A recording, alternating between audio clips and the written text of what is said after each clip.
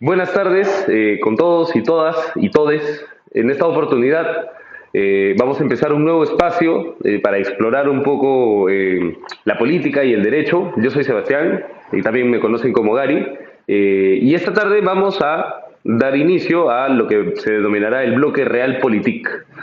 La Realpolitik es, en esencia, la forma fáctica cómo se lleva a cabo la política, más allá de cómo está regulado o no. Es decir, aquellas decisiones que eventualmente los países toman en sus intereses personales, dejando de lado pues este espíritu supuesto de solidaridad mundial y etcétera. Y en este espacio lo que vamos a hacer es Más allá de la sorprendernos, poesía.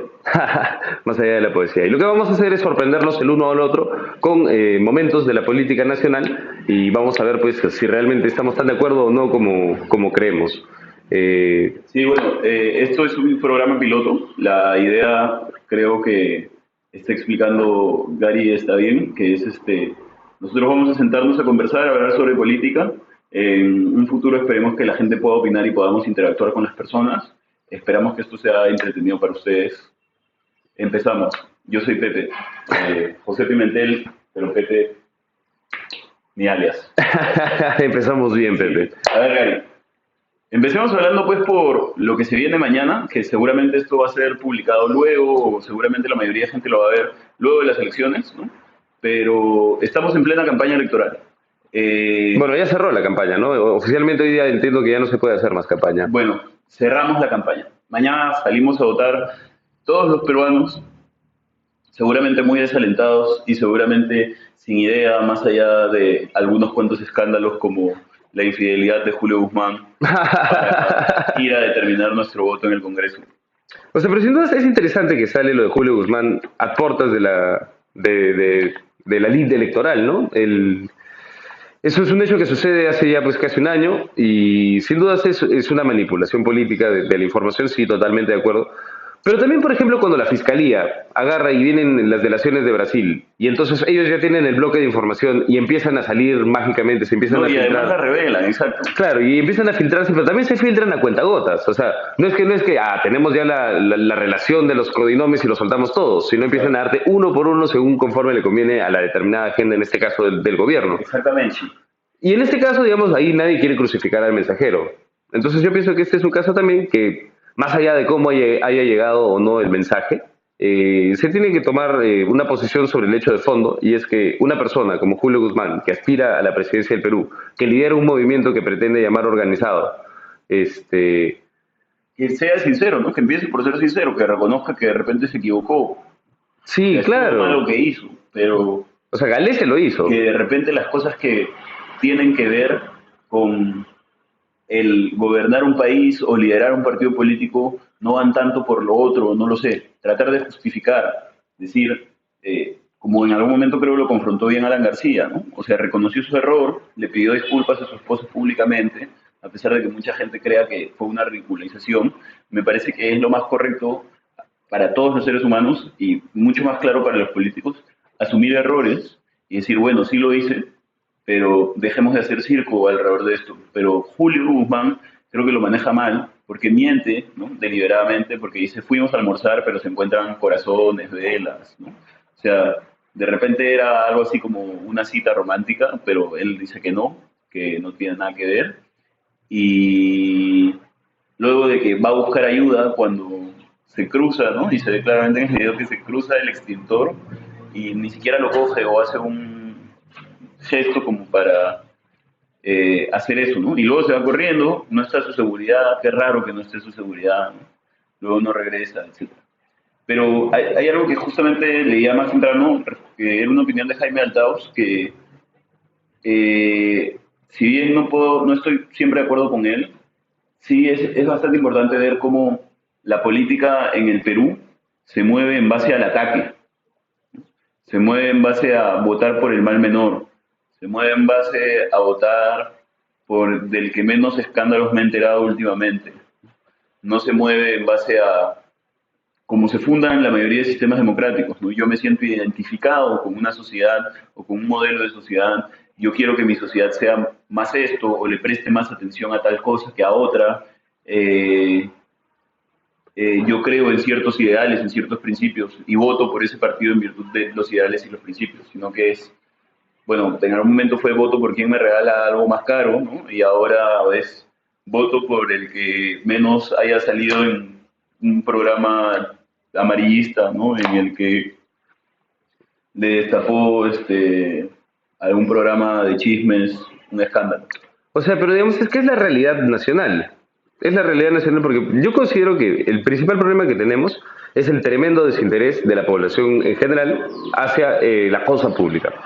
Yo considero que un montón de gente, si mañana dicen vamos a abolir el gobierno y se acabó, directamente no pestañearían, le dirían, está bien, pero mañana mi bodega va a seguir ahí y yo voy a despertarme y vendrá la mercadería Y fue lo que pasó, y venderemos. fue lo que pasó con la disolución del Congreso, ¿no? Se disolvió el Congreso y sí, teníamos gente haciendo escándalos seguro en el Congreso, pero eran pocos, la mayoría de gente salió a trabajar, Claro, hizo su vida, y eso demuestra también que, o sea, ya no se necesita tanto para ejercer el poder las armas, ¿no? Sino más bien se necesita el poder mediático, ¿no? O sea, termino haciendo una buena campaña estratégica en donde digo, no me dejan gobernar, ¿no? Al final, cuando no están, igual no se gobierna, pero ya mediáticamente es aprobatorio, etcétera. Pero volvamos un poco a, creo que estamos volando un poco, sí, volvamos a las sí, elecciones congresales, ¿no? es verdad. Lo que pasa es que los últimos meses han estado tan llenos de tantas cosas que han sucedido en simultáneo que es bien difícil poner en perspectiva las elecciones del día de mañana con todo lo que ha sucedido. Porque, digamos, la decisión, yo creo, desde mi punto de vista personal, mañana no vamos a escoger un parlamento, digamos, que va a legislar, que va a dedicarse a hacer una tarea de fiscalización transparente y transversal. Uno, porque el nivel de los candidatos que se han presentado en todas las listas, con muy contadas excepciones, y tristemente varias de las personas que a mí me gustaría ver en el Parlamento no van a poder tener la oportunidad porque, digamos, sus representativos, o sea, sus partidos no van a pasar la valla y los partidos que sí van a pasar la valla les han dado números relativamente relegados. Entonces, ese nivel de congresistas está entrando básicamente para afrontar el tema del cierre del Congreso pasado. Estructuralmente eso es lo que van a dedicarse a hacer. Van a Se ha revisar. retrasado el Estado a nivel de propuestas legislativas, aprobación de Pero es que yo no creo que vayan a llegar a ser, ya, quizás el tema del presupuesto sí, pero en general, o sea, la agenda política del Congreso, eso va a seguir congelado y estas personas van a entrar o a freír a Vizcarra o a tratar de salvar a Vizcarra de la bancada que lo va a tratar de freír. Sí, claro, Y esa va a ser la dinámica de los estamos de próximos acuerdo 18 con eso, meses. pero lo primero que, o sea, más allá de si los congresistas hoy prometen cerrar el Congreso, hacer una propuesta legislativa, poner una ley que elimine no sé qué, sí se podría hacer, pero la gran carga laboral de cada uno de estos congresistas va a ser tener que revisar los más de 100 decretos de urgencia que se ha mandado Vizcarra, Claro. que en algunos casos la doctrina ni siquiera está de acuerdo o conforme con lo que viene sucediendo, ¿no? O sea, por ejemplo, ¿no? En materia tributaria, ¿no? Ha sucedido varias modificaciones mediante decreto de urgencia, a pesar de que la Constitución diga que no. Hay mucha gente que dice, no, es que se habla de dos distintos tipos de decretos de urgencia. Hay otra gente que dice, Pero ahí falla el derecho, ¿no? Porque, o sea, yo creo que para este tipo, o sea, para este dispositivo normativo tan sui generis que va a utilizar el presidente para legislar durante un periodo tan delicado como es el interregno, no puedes, pues, utilizar una figura que ya usas para otra cosa totalmente distinta. Han debido generar, qué sé yo, exacto, una figura jurídica específica con su nombre propio y con sus propias normas que determine cómo legisla el es presidente. que yo creo exactamente lo mismo. O sea, hay gente que se remite al diario de debates y dice, no, pero tal constituyente dijo que en su momento que se estaban hablando de otros decretos de urgencia y no sé qué. Personalmente creo que los constituyentes son gente preparada generalmente. Creo que en los casos de Perú ha sido gente preparada que ha hecho las constituciones. Y creo que si efectivamente su voluntad hubiese sido distinguir entre decretos de urgencia, le hubiese cambiado de nombre. O hubiese puesto claramente una excepción ahí. No, pero Es es que, algo muy importante, ¿no? O sea, pero lo que pasa es que ¿cómo el también, Estado te saca plata? no, si no, ese tema de todas maneras, pero lo que yo voy es, o sea, el decreto de urgencia en sí mismo tiene características para responder a coyunturas de urgencia. Entonces, salvo que quieras realmente restringir la capacidad legislativa del presidente durante el interregno a solamente cuestiones de emergencia, entonces no se me ocurre cuál podría ser No, la otra no lógica. es a cuestiones de emergencia, Pero es que el Estado tiene que seguir avanzando, ya. Pero ¿en qué cosas puede seguir avanzando dependiendo de lo delicado que sea el asunto, ¿no? O sea, si vamos a cambiar Pero justamente, pues algún tema justamente. o alguna ley de regulación urbanística, si es que vamos a promover leyes, digamos, de penales o algo por el estilo, que no es que se te vayan a aplicar inmediatamente y no es que te vayan a perjudicar inmediatamente, sino que pasan por una cuestión, ok, y ahí se utilicen estos decretos de urgencia. Pero ¿qué sucede cuando te metes en la ley de arbitraje? Que es una cosa, digamos, Ah, sin duda se metieron esa. para mí Y la han reformado, la ley la han reformado. ley de arbitraje. Yo entendería que la ley de arbitraje tiene un carácter casi de ley orgánica, ¿no? O ley orgánica, porque, bueno, deriva de una institución que permite la Constitución. No, y además, o sea, el Estado resuelve sus casos, sobre todo los importantes, las grandes contrataciones, en tribunales arbitrales. Entonces, si ya van a meter mano. En materia tributaria lo mismo, o sea, puede que hayan errores, puede que hayan que corregirse cosas, etcétera, pero bueno, siempre hay que corregir cosas, pero tendremos que esperar un poco, ¿no? Tendremos que esperar un poco porque si no mañana pasa lo que le está pasando a Bacus, que está diciendo, oye, me están poniendo unos impuestos demasiado caros, que ni siquiera me satisfacen y que van a terminar, como tú decías más temprano, perjudicando al consumidor, ¿no? Porque el consumidor mañana va a ser a quien se le va a trasladar ese costo indirectamente, ¿no? Claro. Y mañana nosotros somos los que asumimos ese tipo de cosas. Y sí, seguramente será para las bebidas alcohólicas, el impuesto que tengan que pagar, etcétera. Pero Baco sabe muy bien que tiene que distribuir sus precios. Entonces, así como vende agua y le va a meter seguramente más valor al agua, ¿no? Se lo tendrá que meter a la cerveza y lo tendrá que meter a otro tipo de cosas y distribuir los costos. Entonces, creo que, por eso digo, creo que hay que tener cuidado porque hay algunos temas muy delicados que necesariamente necesitan un debate y que necesariamente necesita que ciertas voces de distintos sectores del país hablen, ¿no? Porque sí, podemos creer que hay cosas más correctas que otras, pero no por eso vamos a pretender imponerlas, aunque sea que exista un diálogo, ¿no? Y creo que en materia tributaria, en materia arbitral, en cuestiones de leyes orgánicas, es necesaria la discusión. O sea, ahora me parece que también sacaron otra norma, que la sacó el mismo Vizcarra, que ahora se puede denunciar a todos durante su gestión, menos al presidente. Bueno, pero digamos, es relativamente más o menos así. O sea, Pero, o sea, no tiene, perdóname, pero para mí no tiene tanto sentido, ¿no? O sea, o sea, si bien el presidente es una figura importante, hemos visto, ¿no? Y creo que a esa va la narrativa, hacia allá va la narrativa del gobierno también, ¿no? De cómo la corrupción se tiene que combatir siempre, se tiene que combatir de la manera más específica, bla, bla, bla, bla. Ah, pero cuando se trata del presidente, no, el presidente tiene que ser tratado como un santo. no, pero es que, digamos, lo que yo creo es que sucede una cuestión de que lo que está regulado en torno a las inmunidades, ya sea la inmunidad presidencial, la inmunidad parlamentaria, y este tipo de prerrogativas de las que gozan algunos funcionarios públicos, es que no se termina de aplicar lo que está regulado, porque, digamos, el espíritu de la inmunidad, en el caso concreto de los parlamentarios, por ponerlos de ejemplo, es, por un lado, proteger su capacidad de emitir opinión sin que esto les genere, digamos, represalias. Entonces, el espíritu de esa inmunidad. O de fiscalizar. Claro. Sin que cuando estoy fiscalizando, de pronto me dicen no cómplice, no corrupto, no. Pero y por eso es que justamente la inmunidad está enmarcada en los que son llamados delitos de función. Entonces, hoy en día se piensa que, por ejemplo, un congresista sale a la calle y le mete un balazo a alguien, inmunidad parlamentaria, no lo puedes agarrar. Pero eso no es así. Claro, está súper mal interpretado, ¿no? Claro. Seguramente habrá que mejorar la norma, no lo sé. Pero hay que tratar de tener ese tipo de cosas más claras. Pero eso no significa, ¿no? Que, bueno, nadie puede investigar al presidente, ¿no? O sea, ahora, ojo, que afirme algo tan gracioso. Pero digamos, la inmunidad, por ejemplo, tampoco te protege de las diligencias preliminares.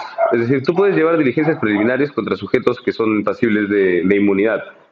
Lo que no puedes hacer es formalizar la investigación, pero ya sin dudas puedes garantizar la evidencia y asegurarla para cuando en el momento donde esta persona no sea funcionario público, puedes caerle. Pero insisto, esto está circunscrito a los delitos de función, a los delitos que puede cometer el funcionario desde su cargo público. Claro. Entonces, por ejemplo, si te acusaran de corrupto o de traficante de influencias, esos son delitos de función. Contra eso sí tienes claro, inmunidad, porque eventualmente eso se utiliza como herramienta política para desestabilizar el Parlamento. Claro, claro.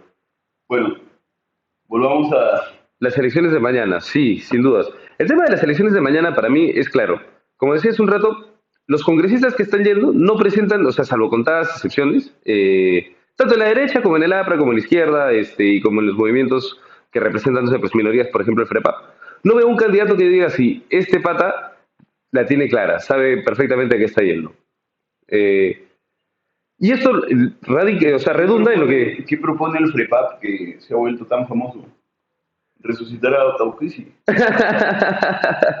En realidad, sí, a mí, yo sí he observado la crecida del FREPAP, y bueno, ustedes no saben, pero Pepe y yo trabajamos juntos en una oficina que queda al frente de Javier Prado. Y pasan todos los días haciendo caravanas. Sí, los últimos 3 días han pasado, pero y caravanas grandes, caravanas de 3, 4 minutos consecutivos de carros pasando, y no es que es un militante un carro, sino llevan algunos sus carros, pero hay varios que son camiones, donde atrás del camión en la tola tienen militancia con banderas y con bombos. O sea, Pero dicen que independientemente de eso, o sea, hay un gran sector de la población bastante inmadura, ¿no? Que toma la cuestión del voto como broma y que en virtud de memes, no, pero burlas, ya, pues, pero eso se es... estaría incentivando. O sea, tú dices que 6%, 7% son gente que está votando pero por joder. no creo que el FREPAP vaya a tener tanta votación. Creo que se está inflando porque, o sea, se les está inflando porque en popularidad, en broma, en lo irónico, ¿no? Hay gente que está diciendo que va a votar por ellos. O sea, pero digamos, acuérdate tú que la base social del FREPAP son por un lado sindicalistas agrarios y por el otro lado la gente de la comunidad religiosa que seguían a Taucusi. O sea, pocos no son. Y en su época de gloria el FREPAP metía 2, 3 congresistas. O sea, disciplinadamente, con voto duro. Así como el APRA, había un voto duro del FREPAP. Entonces yo personalmente no los ningunearía porque si bien no comparto ni comulgo con sus ideas, sí considero que tienen una capacidad de organización como para hacer una campaña que les permita pasar la valla. Bueno, ojalá pasen la valla y promuevan Pero qué raro, ¿por qué va el FREPAP? Ellos, sin dudas, o sea, ¿qué promoverán? ¿No? salvo la gran propuesta de resucitar a Taucusi, o sea, lo que pasa es que, No a las transfusiones de sangre. pero eso es posible, ¿eh? Eso, No, hay países, esos no son los ataucusis, esos son los testigos de Jehová, o sea, no pero no, pero, o sea, lo que yo voy es factible que una organización ideologizada en términos religiosos vaya con una propuesta de ese tipo. Sí, claro, podría ir, sí, efectivamente. Claro, No, o sea, bueno, ya, son puntos de vista, ¿no? Qué loco que estamos hablando del FREPAP. sí, sí. Hablemos del Partido Morado, que también está divertido. Uy, pero lo que pasa con el Partido Morado para mí es que Hemos hablado un poco de ellos, además. ellos son como el arca de Noé para mí. Sí, Porque realmente han agarrado 2 de cada uno y los han metido. pero además cada uno considera que su ideología es distinta, que están de acuerdo pero que no están de acuerdo, ¿no? Claro, claro, eso es todo muy conciliador, muy democrático. Ajá, y que por eso son de centro, ¿no? A mí me encantó, por ejemplo, a Pepe Patrón sale en una entrevista a tratar de justificar pues, su presencia en el Partido Morado y le dice, oye, pero Pepe, tú no eres como más... De izquierda. Exacto, lo tuyo no iba más con combatiremos el mercado y estas cosas. Si no iba con Frente Amplio por ahí, pensábamos verte. Claro, y Pepe le dice, no, lo que pasa es que es complicado. La calle está dura. Y además ella explica, ¿no? Como que es un poco izquierda, no sé qué, y al día siguiente sale otro candidato del Partido Morado diciendo, no, nosotros creemos en el libre mercado, y sale, o somos de derecha, ¿no? Vamos a mantener la Constitución. Luego sale Daniel Olivares a decir, no, nosotros queremos reformar la Constitución, incluso en lo económico. Sí, sí. No, pero digamos, la perla de esa campaña, salvo la corrida de Julio Guzmán, que creo que todos podemos estar de acuerdo, debe ser el meme por lo menos de enero. Sí, claro. Eh, Tú me quemas. la candidatura de Daniel Mora. Yo creo que esa candidatura de Daniel Mora es como la cereza encima del pastel de los morados, porque realmente es un pata que le ha pegado a su mujer de 70 años. Luego la ha hecho sacar una declaración diciendo que estaba todo bien y que era un asunto familiar. Y finalmente la señora luego ya dándose cuenta pues de que hay... Como huyendo, ¿no? Ya Sí. después de huir, ha ratificado su denuncia, ¿no? Claro. Y hoy día o ayer en la noche salía que Daniel Mora además tiene un hijo no reconocido. Él, para mí, imita, ¿no? lo que sus orígenes, o a su líder de origen, ¿no? El que lo trajo a la política, que fue Alejandro Toledo. Están viendo quién es más escandaloso ahí, no sé. Así es. Y bueno, ¿qué me dices de la campaña de la JP? Aunque o podemos hablar de solidaridad. Yo creo que en verdad el premio a la campaña más cabrona se le llevan los de solidaridad. Pero dame un segundo, porque quería acabar con el Partido Morado. A ver, dale. Me parece que podríamos ejemplificarlo como el partido reciclador, O sea, No, pero a ver, podrías decir lo mismo de cualquiera de las izquierdas. A ver, dime si la JP no es lo mismo. bueno, A ver, dime si Frente Amplio no es igual. pero es que ellos se plantean A ver, dime si Avanza País no es lo mismo. ellos se plantean como diría la frase de Bruce Lee, ¿no? Be the water, sé como el agua, adáptate a lo que sea, ¿no? Entonces, tú le preguntas, ¿y qué opinas sobre... Claro, ¿cuál es su ideología, ¿Qué su opinas sobre la doctrina? unión civil? Depende. ¿Cómo que depende? Es que tenemos gente de uno y de otro lado. Ya, pero ¿y qué va a pasar cuando se pongan de acuerdo? Depende. Claro. Entonces es como... Ya dialogaremos cuando nos estén pagando ricos sueldos congresales. Ajá, y no tenemos propuestas claras para nada. La gente tiene que ir a votar con lo que se sienta identificado y no creo, personalmente, que la gente vaya a votar porque hay una bonita campaña en Facebook y luego te dicen depende, ¿no? Y cuando te preguntan, también el Partido Morado le preguntan por la plata, ¿de dónde sacan la plata? Dicen, no, es que eso lo sabe la administración. Yo no toco esos temas. Y así, cada uno. Y todos de partidos políticos pasados. Daniel Mora pasó como por 4 partidos. Sí. Alberto de la Hunde igual. Olivares igual, ¿no? Gino Costa está con ellos también, creo. No, Gino Costa está con Cambio, pero Cambio ese de... ¿Contigo? Contigo. No, creo que está con los morados, ¿ah? Bueno, creo que Gino Costa también está con los morados. Venga, es que se para cambiando de camiseta también el hombre. Todos se paran cambiando de camiseta. Y esa vaina está mal en la política porque, o sea, ninguno de estos políticos se terminan comprando el pleito, ninguno de estos políticos terminan reconociendo sus errores y tratando de mejorarlos en futuras propuestas, en futuros gobiernos, etcétera, sino que esperan a que la gente se olvide, ¿no? Y a cambiarse de camiseta como camaleones, ¿no? Entonces, bueno, ya. Acabemos con el Partido Morado que me da pena, ya. Sí, lo que a mí me da pena es que van a meter congresistas y van a meter varios, e inclusive me puse a pensar y dije, la realidad peruana es tan distorsionada y tan retorcida que de repente estos escándalos de Mora el golpeador, de Julio Guzmán el infiel... Es probable que Mora además salga electo, porque tiene el número 3. No, sin duda, pero a lo que yo voy... ¿Renunciar? A lo que, bueno, es que digamos, también no es que se haya puesto las pilas por renunciar. Yo creo que si efectivamente quería renunciar, él podría... Pero si votamos por el Partido Morado hoy, ¿no? Mañana, no sé, sale tu corazoncito morado, ¿no?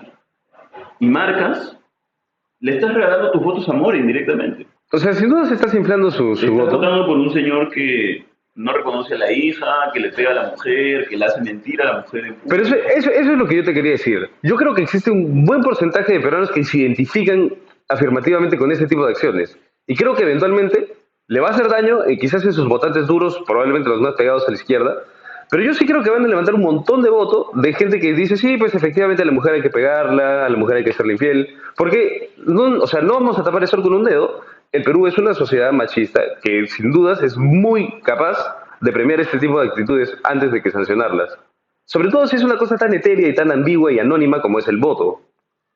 Entonces, yo sobre eso sí guardo un pronóstico reservado. Puede haber ese factor, sí, pero hay un factor importante también que analizar con hechos pasados, ¿no? A Toledo le dolió mucho el no reconocer a su hija. Pero es que eso es distinto, pues. Porque además acuérdate que Toledo era ya presidente. A Mamani, que fue congresista, también le dolió mucho el haber presuntamente toqueteado a la hermosa. Ajá. La mano sas. Sí, exacto.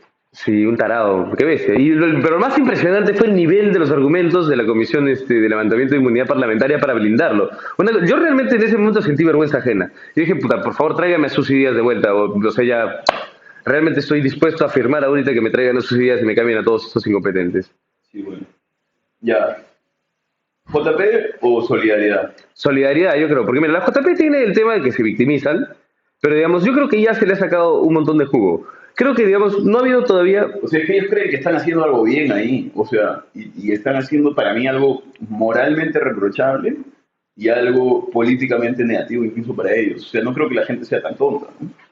Pero ya, hablemos de solidaridad nacional. O sea, a mí lo que pasa es que la campaña de solidaridad nacional ya me parece una cosa... O sea, debería existir, así como existen los Óscares, una entidad que premie las campañas políticas y que sea un evento social, porque eso trata... A mí la que me llamó muchísimo la atención, Rosa Bartra, que saca Y se volvió Chucky. No, sí, pero o sea, no es Chucky, pero no me acuerdo cómo se llama, eso es Anabel, el terror de los corruptos. Yo dije, realmente esta mujer ya ha entendido los conceptos. Exacto, ya está haciendo política a la peruana. Sí, claro. Y me gustó también mucho esa de, si sabes cómo me pongo, entonces ¿para qué te metes con mis hijos? O sea, el mensaje de fondo reprobable, yo no comparto esa ideología. Claro, independientemente de eso, pero ella ya está jugando con lo que antes le dolía, ¿no? Y lo está haciendo una fortaleza. O sea, pero yo creo que ellos apuestan en una campaña de shock. Porque, por ejemplo, estas son cosas que sin dudas te agarran frío. Yo, por ejemplo, cuando vi la primera, no pensaba que era parte de la campaña de ellos, pero sí, sin dudas, llamó mi atención. Y creo que a eso es a lo que apuntan. Por ejemplo, yo creo que es un acto de campaña cuando Rosa Bartra sale y dice que los libros estos de la ideología de género están promoviendo que las chicas o las niñas se masturben con cuchillas y con tornillos y no sé cuántas aberraciones de ese tipo ha dicho. Yo francamente no he leído realmente el manual para que les voy a mentir, no lo he leído.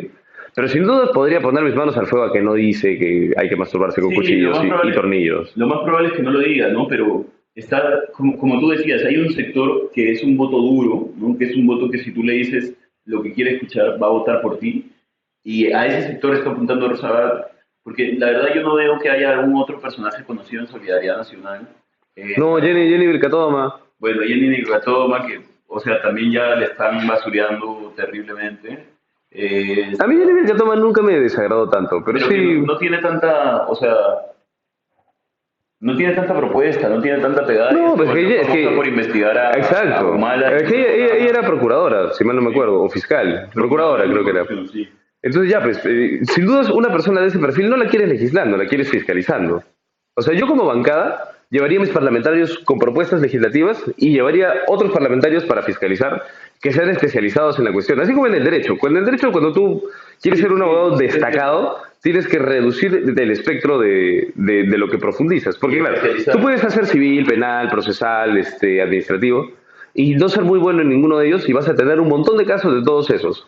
Pero si te especializas concretamente en un área específica, por ejemplo, los delitos contra la administración pública, y te vuelves el men ahí, van a venirte los casos millonarios de eso. Entonces, llevas 4 o 5 casos y ya estás, no necesitas más. Sí. Bueno, Solidaridad Nacional, además, pasará a la valla. Yo no creo que pase en la valla. Yo realmente no creo que pase en la valla. Pero también, esa es otra cosa de estas elecciones, que yo creo que las encuestas para estas elecciones no sirven porque, digamos, tienes un espectro donde el que está arriba tiene 9% de voto emitido y el que está abajo, o sea, digamos, de los que están peleando, tiene, no, pues de los que están peleando, Ya. está como que en 3,5, 4. Entonces, entre el 3,5, 4 y el 9, tú tienes ahí un margen diferencial de más o menos 5%. Va a ser casi como la segunda vuelta que dijo PPK. Va a ganar el 0,5%. Así es. Cada punto vale. Así que emitan su voto bien. Bueno, aunque Bueno, venga del pasado. no hay una manera correcta de emitir el voto. Yo creo que sobre eso es tan legítimo el que quiere votar pues, por el tarado de Urresti, así como el que quiere votar por el digno compañero Torres Iriarte, que va a tener mi voto mañana 26. Así es. ¿Imaginas que se iluminen y voten por el otro? Yo sé, sería espectacular, pero bueno, creo que ya hemos conversado suficiente para esta primera edición. No, JP. ¿Quieres hablar de la JP? Sí, solo de la JP. Ya, está bien, hablemos de la JP. Y de Bryce. Pero déjate, que te vas a hacer daño. Y de Bryce. ¿Qué opinas de lo de Bryce? Yo personalmente lo de Bryce, Tonto, sí, ridículo. sí, creo que el pata quiso hacer una broma y no se dio cuenta. De lo que estaba haciendo. Exacto. Y de cómo lo podían sacar. Ajá. Es como cuando el fujimorista le da el hueso a Mauricio. Ajá. Creo que es una cosa así, que quiso ser gracioso. Ajá, exacto. Y patinó. Ofendiendo. Ajá. Pero me pareció, o sea, hasta lo de Arbizu con Bryce me lo creí. Pero ya me pareció maquinado y construido como una estrategia política para tratar de identificar a algunas personas cuando sucede con Elena Albites. ¿Cuál es el video? Que denuncia al candidato. Con Recio Ibáñez. Claro, sí. Y que supuestamente lo acusa de ser machista, de haberla insultado, de haberla empujado, no sé qué. Y el propio programa que hizo, que fue Panorama, desmintió a eso. Pero o sea, es que si tú ves el video completo, o sea, esta chica dice, no, que ahí estás con tu portátil. Y mientras ella dice eso, aparece pues la banderita de la JP ahí. Entonces, me van a decir a mí que la gente espontáneamente va a la Plaza San Martín con sus banderitas de la JP. Ajá. Y hay algunos constantemente gritando sobre lo de la JP, etcétera, ¿no? Sí, claro. Entonces, bueno, o sea, O sea, tampoco vamos a decir que Renzo Manza Paloma estaba desorganizado y no había ido con su gente. Renzo estaba ahí con su gente, la chica estaba ahí con su gente, se agarraron a los gritos y luego en un momento la chica dijo, esta es mi oportunidad para decir que este es un pero machista. es que a eso voy, y justamente es correcto para la moralidad, ¿no? Y los grandes moralizadores que son la izquierda peruana en este país, ¿no? Además de incoherente. ¿No te parece una nueva incoherencia, ¿no? El querer victimizarse en escenarios de discriminación para tratar de conectar con el discriminado y así jalar votos. O sea, me aprovecho de la condición del explotado, del vulnerable, para que él o para que esta persona se sienta identificada conmigo respecto de la vulneración, a pesar de que no la sufrimos de la misma manera. Claro, porque encima luego ella va y denuncia, ¿no? Como claro, diciendo, va y denuncia. Claro, yo soy una víctima, pero yo no me callo. Ajá, ajá. Y lo usan como estrategia política para visibilizarse, ¿no? Para salir en la tele, para decir, ah, ya. Y bueno, lo de Arbizu sí era más claro, ¿no? Pero Elena Vites, ¿no? Que es además muy simpatizante, ¿no? Y muy amiga, perdón, de Arbizu, ¿no? Como que parece que le dijo, joder, haz esto, ¿no? Esta es la fórmula mágica para volverse famoso. Y la otra dijo, ya. Y le pasó el jabón. Y la otra le dijo, ya, sí, tienes razón, ¿no? Voy a hacer una vaina Armani acá en Panorama. Y no le salió el tiro por la culata, creo, ¿no? O sea, porque lo que pasa es que yo creo que sin duda el tema sobre todo en particular la violencia de género, está tan candente. Es una estrategia política, además. O sea, claro, pero a ver, es una estrategia. Estamos en campaña, pues hermano. Pero o sea, es una estrategia política no reivindicadora. O sea, no es que el movimiento feminista en el Perú se haya organizado y haya dicho vamos a apoyar a determinadas candidatas porque han tenido cierta consecuencia con el movimiento o han tomado acciones específicas en favor del movimiento, sino que ella está queriendo como si el movimiento feminista fuese como una gran cantidad de peces navegando por el mar, ¿no? O nadando por el mar, y ella tiró la red a ver si es que los peces pasaban por la red. Sí, o sea, a mí también sin duda me pareció una manipulación total de la situación, porque en el peor de los casos, inclusive si esta chica consideraba que Renzo no le estaba dejando hablar, ella estaba en el mismo plan exactamente que Renzo, ella le estaba gritando de vuelta en los mismos decibeles, con la misma actitud corporal. Ahora que es imparcial, se supone. Bueno, pero también chata la moderadora, o sea, chata en el sentido de que cero experiencia, o sea, pero ella debió anticipar que está en la Plaza San Martín, donde se reúnen esos señores del Ágora todos los días, y están ahí y van a tener su turba. Estoy llevando una candidata de la izquierda, estoy trayendo una prista, o sea, mandas pues una persona que tenga un poquito más de cancha, sí. Porque ahí me pareció pésima la administración de la chica. Yo creo que toda esta situación escala al nivel al que escala porque ella no sabe cómo administrar la situación. Ya, la última cereza, por favor. En el programa de Beto Ortiz, cuando le preguntan a Julio Arbizu, ¿cómo es que tú crees que tu vida con un color de piel distinto hubiese sido más fácil? Y él dice, es buena. Luego, es incómodo. Claro, ¿cuál ha sido tu experiencia de discriminación? ¿Sí? ¿Cuáles? Bueno, voy a dar un ejemplo de la vida. Claro. Estaba saliendo de jugar una pichanga, siendo joven universitario de la Católica. Claro, en mi carro, que era mío. En mi carro. Y me olvidé la llave y vino la seguridad de la Católica a preguntarme qué estaba haciendo. Y le dije que había dejado mi llave dentro del carro. Y el señor me dijo, este es su carro. Y para él, esa era la gran discriminación. Claro, o sea, lo que pasa es que luego él dice, no, lo que pasa es que él no me creyó que era mi carro porque era mi piel. Claro, pero, a ver, o sea, ya, puede ser que eso sea algo negativo. Claro, o sea, pero contextualízalo. No claro, eres un alumno universitario que está haciendo hacer deporte en una cancha bravaza con tus amigos del barrio, ¿no? Y que no tiene, o sea, que pues, su vida hubiese sido más fácil. Tiene la vida fácil el señor, o sea, estudia en la mejor universidad del país, en la mejor facultad que además tiene esa universidad y la mejor facultad en Derecho del país. Tenía carro en una época en donde seguramente estábamos en los 90 y todo el mundo se moría de hambre o tenía que buscárselas, ¿no? Además de estar, o sea, de tener carro, estar con sus patas, jugando pichanga, o sea, él ni siquiera tenía que trabajar en esas épocas, ¿no? Y para él, esa fue, o sea, que el guardia le haya preguntado, oye, este realmente es tu carro, fue una barrera, el quitarle las oportunidades. Claro, y bueno, o sea, Hay una, es que si lo vemos de esa manera, o sea, es la típica de la izquierda caviar, ¿no? O sea, sí, claro, yo, ¿no? El rico te voy a padrinar a ti porque yo sé lo que tú pasas y se olvidan de lo interseccional, la interseccionalidad en procesos de discriminación, en donde realmente hay gente que cuando se le discrimina tiene una afectación grave, ¿no? correcto. Pero bueno, Yo creo que podemos dejarlo acá. Este ha sido un buen primer ejercicio para este espacio. Si les gusta el video, comenten. Si les parece que hablamos tonterías, también comenten. Y igual estaremos aquí. pueden sugerir unos temas. Vamos a empezar a conversar prácticamente semanalmente. Chau.